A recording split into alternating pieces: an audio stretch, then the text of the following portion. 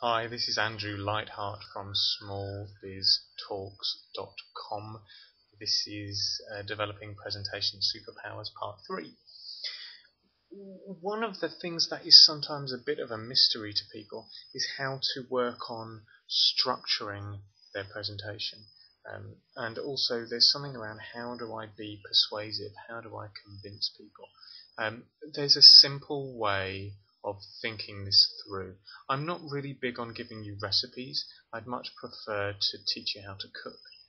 So my third top piece of advice is to organize your presentation so that you systematically answer their questions about how your recommendations solve their urgent problems.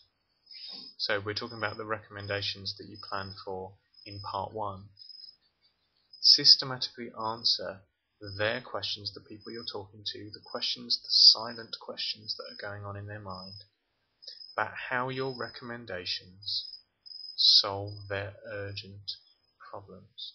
What this does is it forces you to be relevant. It forces you to really think about what would be going on in people's minds about this. Especially think about, yeah, but this doesn't apply to me in my situation. Yeah, but that's going to be hard. Yeah, but that's going to cost me time. If you can't come up with a way that your recommendations are going to solve their urgent problems, then you need to make a different recommendation, because you've obviously not made this relevant to people.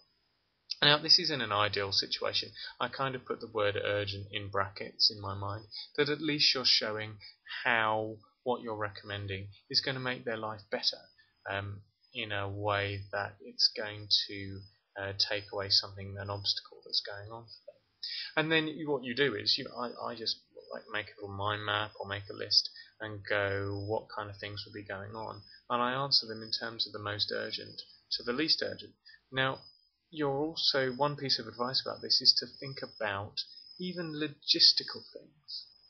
Like if you're talking about a recommendation about a book that they might want to read, and the book is really long, or they're incredibly busy, or it seems like it's a very academic text, then the recommendation you're going to make just isn't going to work.